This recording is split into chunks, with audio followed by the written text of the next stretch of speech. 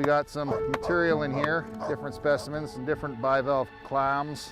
The Dino Hunters started completely spontaneously. We were out on the beach with friends one day in a new part of Diefenbaker Lake. There is this brittle material that's on the beach there that you can break, the rocks. We ended up finding out it was called a concretion, which is not quite the same as a rock.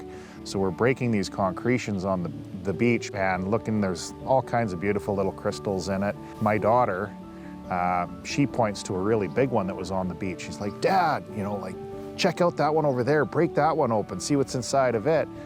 And so yeah, sure, no problem. I go over and I grab this thing and I smack it on another rock and it opens up like an egg and just all these beautiful phosphorescent colors start sparkling. We took that back with us and then I snapped some pictures of it and sent it into the university. They got back to us the next week saying, yeah, you guys have discovered, it was a cluster of baculites, which is, they look like ice cream cones, like really, really long. They can get up to 3-4 feet in length. And then after that, it was just starting to realize what we were looking for and realizing Diefenbaker is full of this material. We were going out and having such a great time, my daughter and I, finding these things. We would have room in the Jeep and it's like, come on kids, we'd fill the Jeep, full of kids and a picnic and we'd come down here.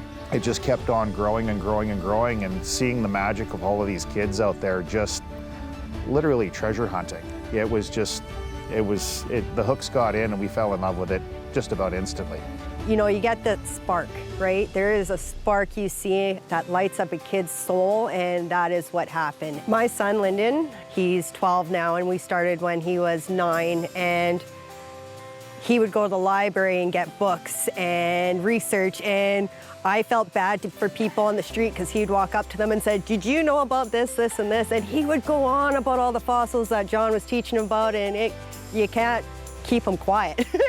His knowledge, his zest for learning, the collections we have, it's been such a positive, wonderful experience. He just took to it like a fish in the water, and I have been so thankful ever since. It's just been a godsend, educational-wise, fun-wise, bonding experience-wise. It's just awesome. There is a different tone to the sound of a concretion because it's mineral-based that attaches itself to the organic material, whereas a rock is a lot harder, so you get a ting.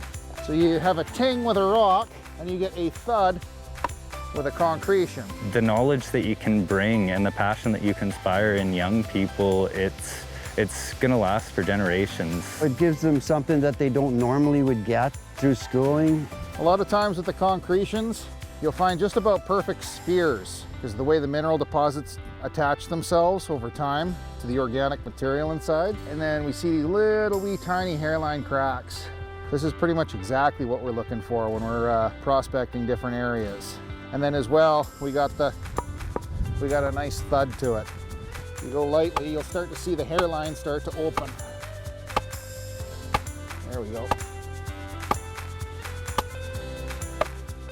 This is where safety glasses become a must. All right.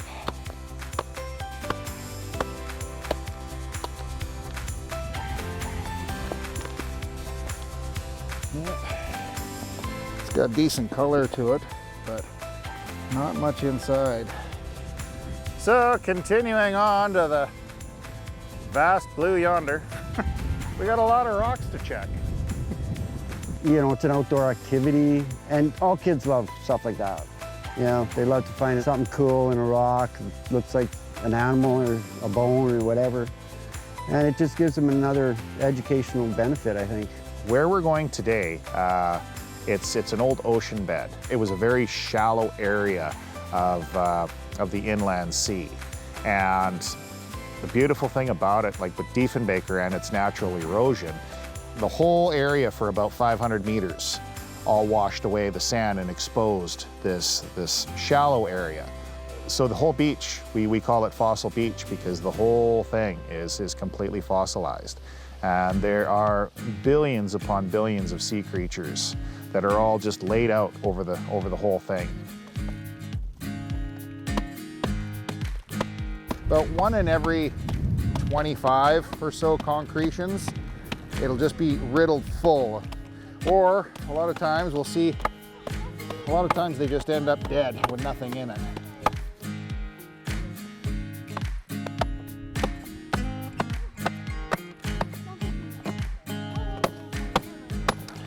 I'll break this part and then you guys, oh, yeah, there's a little bit in there. Anyone who has been on a dino hunt with John can tell you that he is all about the kids, getting them involved, getting him to know that passion that he has for the fossils, and they all leave so excited, and he is just the best teacher that should be doing this. He is the dino hunter. Like, he was made for this. Seeing kids just being kids again, just that raw passion and magic. It was all right there in front of me. And then just, you see it, you know, stem, and it wasn't even just with the kids. You know, you see parents coming with their kids, and as soon as they show up, you just see, you know, like, I mean, everybody's tensed up, and you know, all of the things that are just grinding and things on their brain and everything else, and then you get people out there, and then you just see all of this stuff, just the shoulders come down and everything, and just everybody just see this energy just start to build, and just smiles on everybody's faces, and all the stuff that's happening out in the rest of the world it just disappears. It's a good aggressive way to get out stress. You never know what you're gonna get inside when you crack open a rock, right? So when you get to see the excitement that these kids have, my son has, the other kids that he brings, and the squeals of joy when they find a fossil. Okay, I squeal too. I'm probably louder than most of the kids, I'm not gonna lie. Like, I'm just the biggest kid out there. But yeah, you gotta see it to believe how excited these kids get and how excited my son gets and how they wanna talk to you about what they found and how they wanna research what they found and how it just brings them to life. I found a big old shell. Clam shell, really nice looking. And I went to break it out of some rock and it split open, wide open. It was a really good one too. I like to find the shells and the skeletons of all the fish and stuff that used to be there and all that stuff. There's one time though I went fossil hunting in a dugout of all places, and I actually found a cool piece of coral. It was nice. I would like to find like lots of pink on it because pink is very rare. Like a pink fossil, because it's like it's the rarest color that you can find. You know, seeing the kids just get all excited. My grandkids love it. They get all excited, head to the beach, dig up some cool stuff, take it home, put it on the shelf. And it's an adventure they'll never forget. Last time, actually, with the Dino Hunters, I had found a piece of wood, and I didn't quite know what was going on with it, but after a bit of research, I found out it was fossilized wood that had a type of burrowing worm run through it and channel through it. So every time you come out, it's something new. There's something you never thought you would see, never thought you would find, and that's honestly a small part of what keeps me coming back too. Just, you know, the kids and their wide-eyed excitement and being able to be like, whoa, look at this, or oh my goodness, we've never seen this before. So it's honestly a beautiful thing. It's one of the most amazing things, and I think there should be more of this everywhere in Canada. I think we'd all be better for it. This world has so much amazing things out there, right? Like, we're billions and billions of years old. Like, let's see what is hidden. Let's find those secret gems, those things, give people stuff to talk about. I don't think people can realize how cool it is to find a fossil till you find a fossil. Like, it gives you something to learn and talk about, and just, here's a piece of history that nobody else has. This is yours. This is yours to find.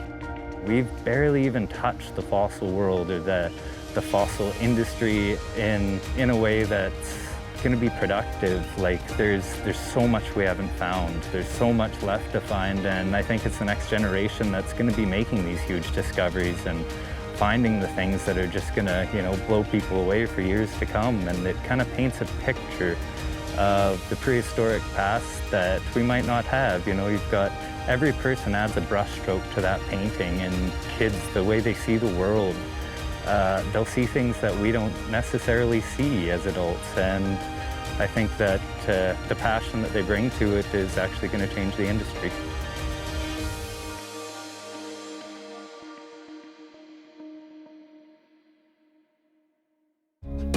If you have program ideas you'd like to see on maxTV Local, let us know at SaskTel.com/local.